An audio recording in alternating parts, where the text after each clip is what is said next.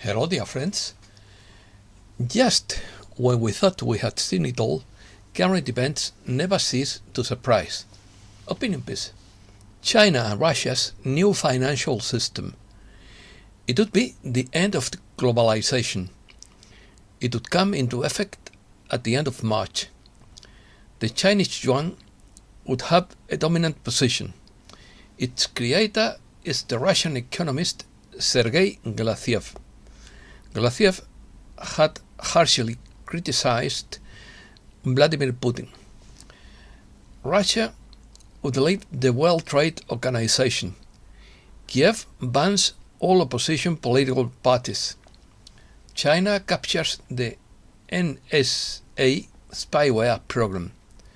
Mysterious giant circle of light appears over Beijing.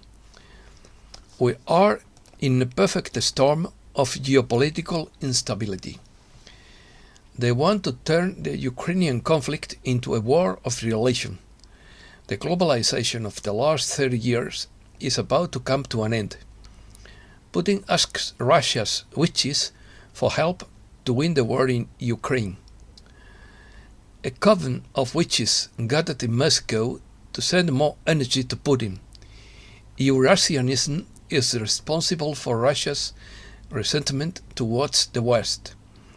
Eurasian Union wants to have an euro-like currency called Altin. Let's start. The People's Republic of China and the Eurasian Economic Community, Belarus, Kazakhstan, Kyrgyzstan, Russia, Tajikistan, and Armenia, are to create a new global economic and financial system whose rules they will establish by the end of this month. Voltaire Network reports. The new system will have its own reference currency whose value will be determined from a basket of currencies of the founding member states, thus with the predominant position of the Chinese yuan. The perfect storm, in quotes, of geopolitical instability, diplomatic isolation, severe ruble depreciation and economic decline now facing Russia has deeply damaged Moscow's international position and possibly for a long time to come. However, it is precisely these kinds of conditions that may spur the country's leadership in taking a radical step that will secure its status as the world's best player once and for all: the adoption of a gold standard for its currency. While it may seem like a far-fetched idea, at first glance there are many factors that suggest that gold monetarization may be the next logical step for Moscow. Effects of the shift.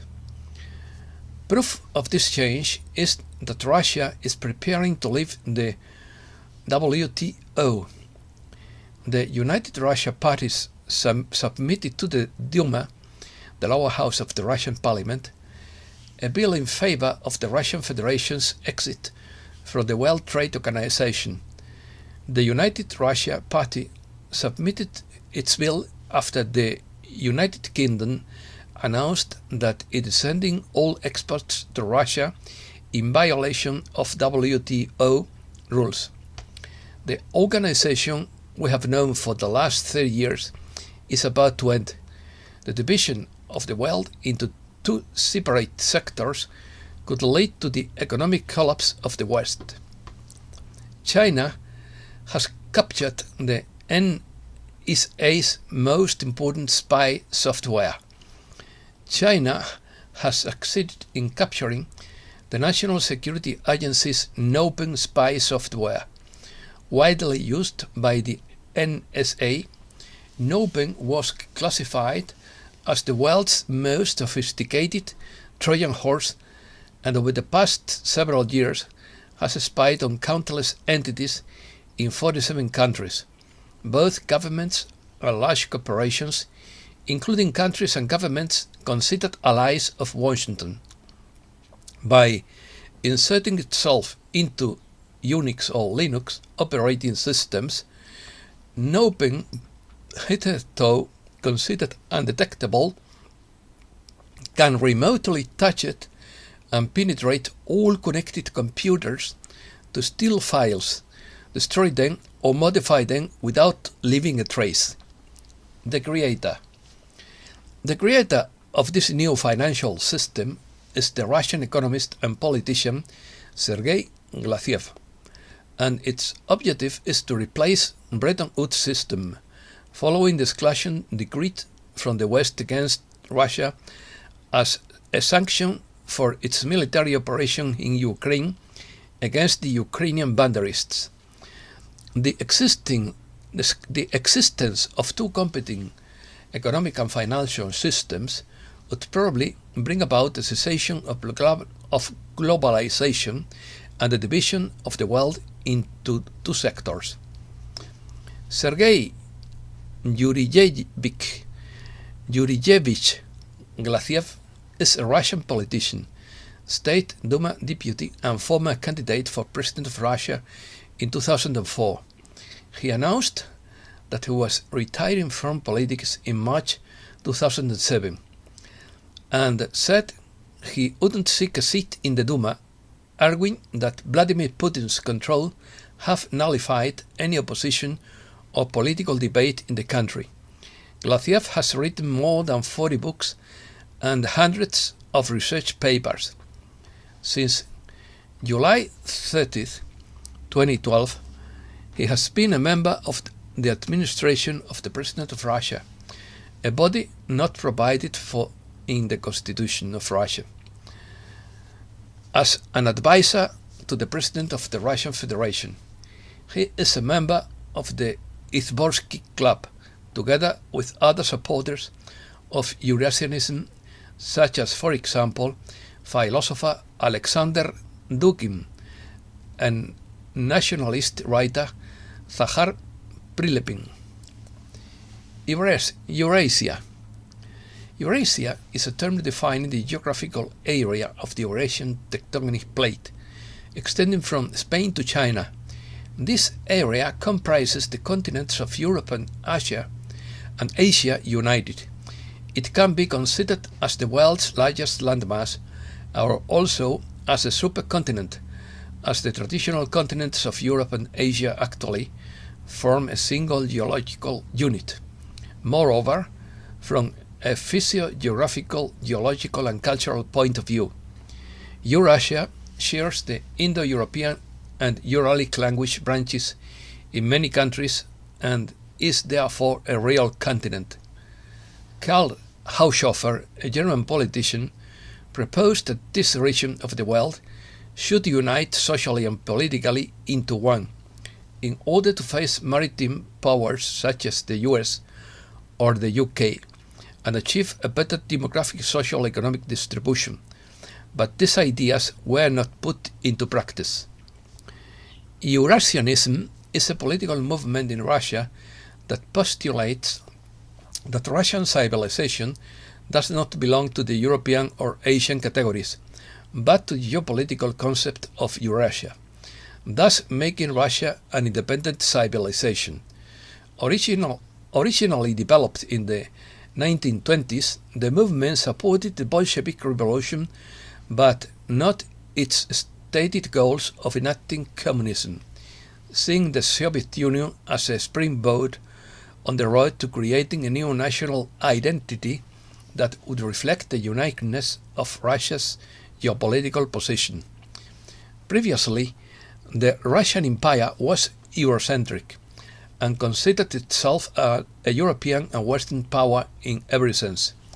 The Eurasian movement experienced a minor revival after the collapse of the Soviet Union at the end of the 20th century, and is reflected in the Turanianism in Turkish and Finnish. Eurasianism is responsible for the deep-seated resentment and hatred of the Western world, ingrained in Russian society since the Soviet era. Turanism is a political movement advocating the union of all the Ural-Altaic peoples. For example, the Turkic peoples of Turkey and Central Asia, the region from which the name Turan originates, but also the Hungarians, Finns, Mongols, Tungus, Estonians, Japanese, Koreans, etc.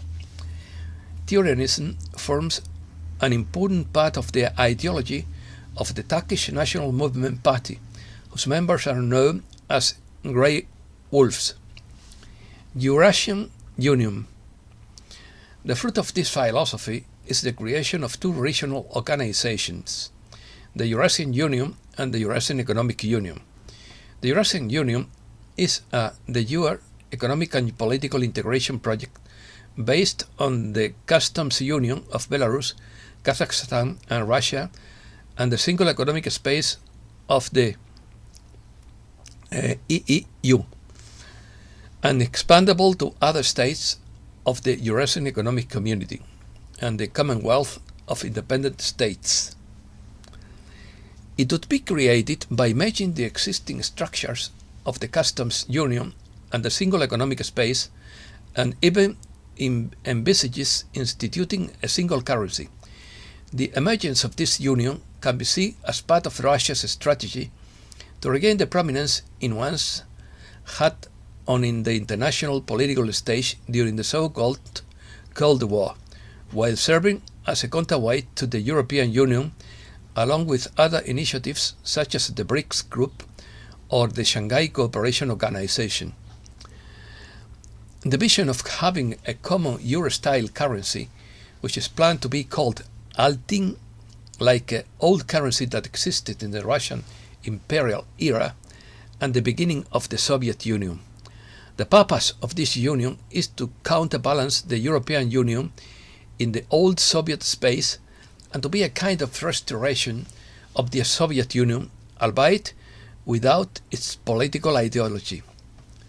As early as 2015, Russia proposed to Europe to stop trading with the US and join to the Eurasian Economic Union, a union that was established on January 1st, 2015, with the treaty signed by the leaders of Russia, Kazakhstan and Belarus on May 29, 2014.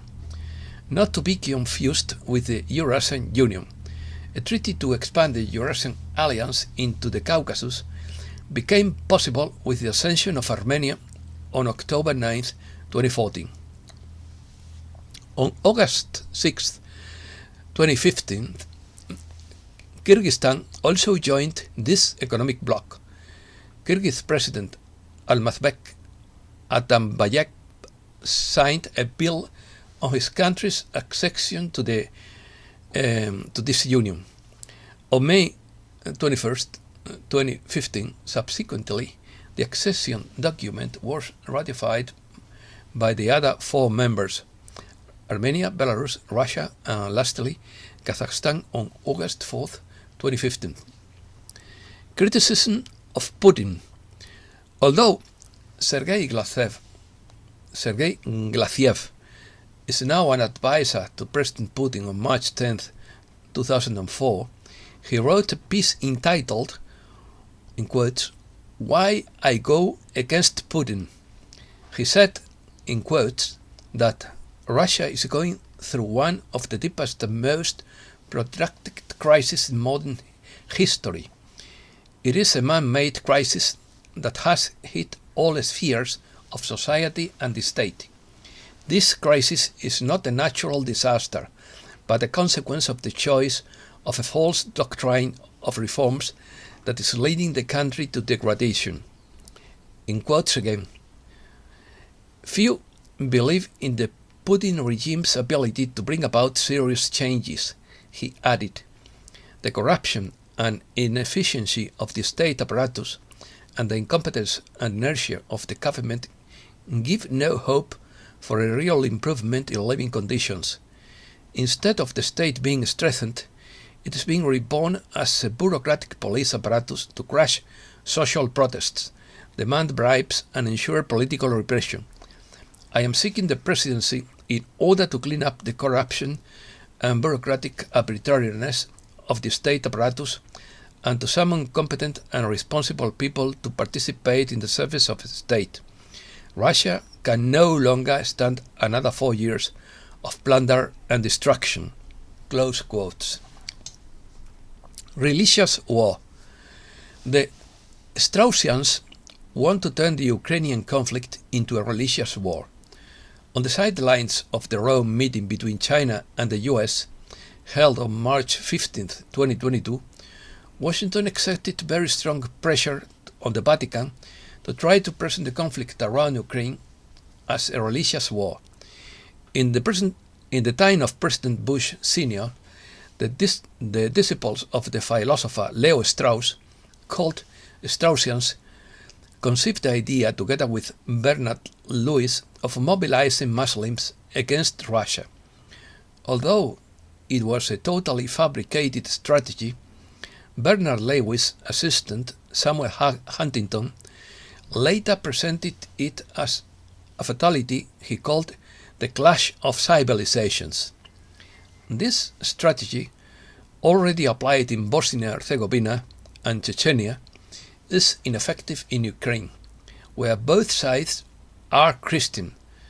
To get around this difficulty, the Straussians are trying to resurrect old divergences between Catholics and Orthodox by reviving the theology developed around the Fatima visions. 3 years ago, the Straussians provoked a split in the Orthodox Church by creating a Ukrainian Orthodox Church not recognized by the Orthodox Patriarch of Moscow, but by the Patriarch of Constantinople. On March 24th, Joe Biden will travel to Europe to preside over a special summit of NATO, heads of state and government against Russia. Pope Francis will consecrate March 24 is next Thursday.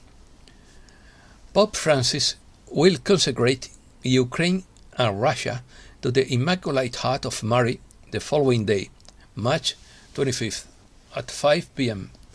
According to the message of the Fatima visionaries, invoking the Fatima message, Russia will be presented as the cause of the problem, and fighting it will be considered a religious duty for Catholics. Since when has it been a religious duty to kill among Christians, I ask? Historically, believers who embark on religious wars totally lose the ability to reason and show extreme cruelty. The Muslim world has suffered from that evil for the last 20 years. The Christian world seems on the verge of doing so. Stalled offensive. Fragile situation in Ukraine. The developments come as a fragile ceasefire between pro-Russian rebels and Ukrainian forces in the east of the country is about to come to an end. Despite the temporary ceasefire this week, fighting has continued in part of eastern Ukraine, and criticism from the aforementioned economist Sergei Glaziev arises despite the fact that President Putin is engaged in peace negotiations with the Ukrainian leader. Russia's offensive is stalled. It has taken huge casualties. We are, experts say, watching a country implode militarily. It has been just over 3 weeks since Russia initially invaded Ukraine.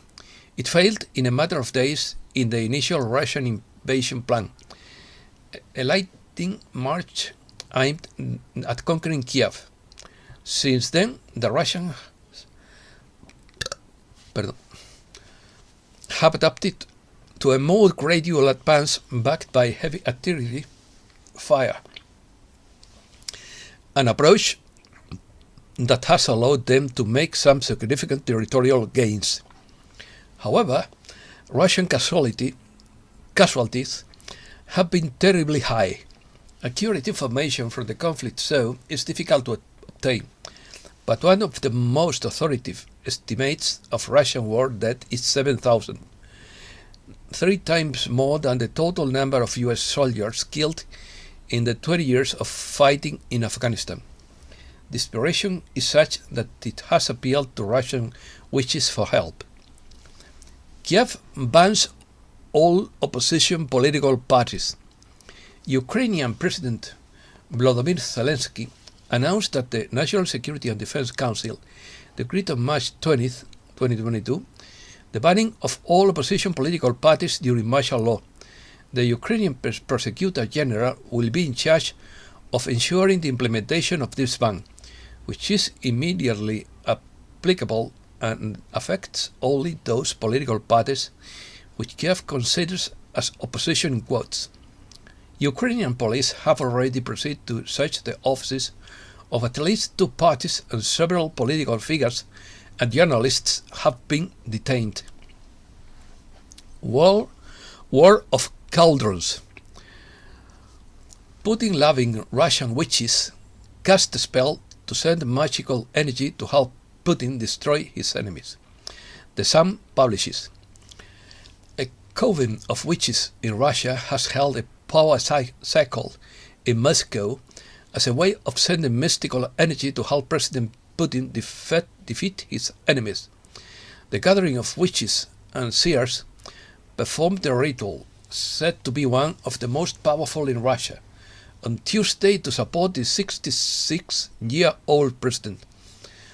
The main witch, Alyona Polin, read the incantation surrounded by her followers and all dressed in black cloaks in the capital Moscow. She said, in quotes, "Invent greatness, the power of Russia, direct the path of Vladimir Putin in the right and correct way all over the world of mine. Breathe, Mother Earth, embracing Russia everywhere. All primordial power return to the abyss those who wish to hate Russia. May Russia rise up and turn away from pain and poverty, and may the coming days open the gates of happiness for Russia. All praise." Close quotes. I want happiness for all the peoples, not only Russians. Russians have traditionally been superstitious, with many spells cast since pagan times. During the 17th century, many witchcraft trials were held in Russia, where people found guilty of practicing the dark art would be burnt at the stake. American witches said in December last year that they were offended by President Trump referring to Robert Mueller's investigation into allegations of Russian meddling in the 2016 presidential campaign as a witch hunt. UFO in Beijing. A mysterious and gigantic circle of light appears over Beijing. On the night of March 11th, many people saw something strange near Beijing's 5th Northern Ring Road, and it was recorded by a large number of people in Beijing and in Shaanxi and Inner Mongolia provinces. A huge circle of light appeared in the sky, suspended in the clouds, and disappeared after about 10 minutes. Upon seeing this circle of unknown origin, many people said it was a UFO, more specifically an extraterrestrial mothership. The clouds in the sky were so thick at the time that the stars could not be seen, so the origin of this enigmatic phenomenon could not be identified. But what was clear was that the light source of the circle must have been bright and very large. Many Chinese netizens took to social media to report on the incident in the skies above Beijing. Although what was most striking is that apparently UFOs appeared not only in the skies over Beijing, but also in other regions of the country. A multitude of videos and photos of this flying object was posted on Weibo, a popular Chinese social networking platform. Netizens commented on various hypotheses about the nature of the alleged device. Some claim that it is an extraterrestrial craft, while others point out that it could be a drone or an airplane. According to the video published by South China Morning Post, the light is irregular and contained. That means it is not a spotlight from the ground. A spotlight would distribute the light evenly over the all areas and couldn't form a silhouette like this in the clouds. Even if you look closer, the lights suddenly appear as a cluster of dots and then spread out into a plurality of dots and move quickly, sometimes in a ring shape. Interestingly, the shape of the UFO that appeared in China seems very similar to that of the unidentified flying object that appeared in 2019 in the same place, Beijing. The video was uploaded to YouTube by Scott C. Waring, who is editor of the blog UFO Sightings Daily, and revealed that witnesses had live-streamed the sighting on Instagram. And that's all for today. Thanks a lot, dear friends.